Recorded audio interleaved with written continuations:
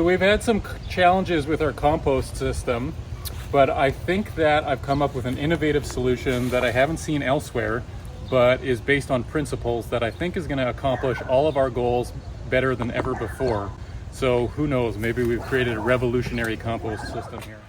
So the system that I've come up with here is to bury this 5-gallon pail in the ground.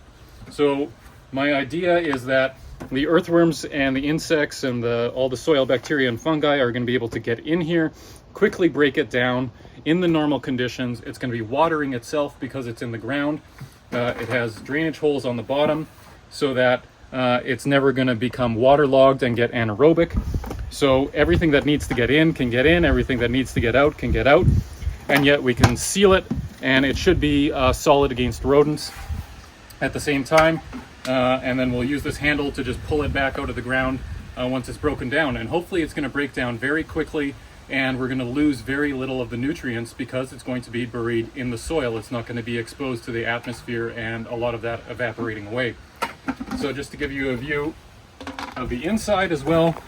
So what I did was I just grabbed a large drill bit and I did some spacing like you can see, and then I used a file to quickly just clear off a little bit of the plastic that was still left on the outside. And I did that indoors so that I wasn't leaving a bunch of plastic that was going to end up in the soil, in the environment. Then I could sweep that up easily and put it into the landfill. Okay, so we were discussing a variety of spots, where we would install this, and we could go, in any little end piece like that. But just at the end of the trail. But we thought we found a nice little spot over here, almost just off the trail. And so we dug a hole.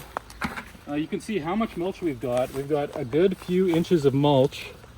And we had 4.2 centimeters of rain, 42 millimeters of rain, like 6 days ago, and yet it was quite dry in certain areas. We had to go down about a foot until we started to hit the worms.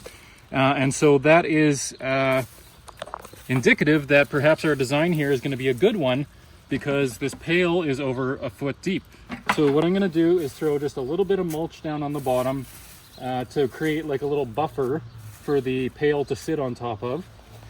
And then we'll insert our pail. Right, and then we'll just cover it back up with mulch, and you'll never even know it was there. Maybe we'll leave the handle sticking out so we know where it is. So there you go.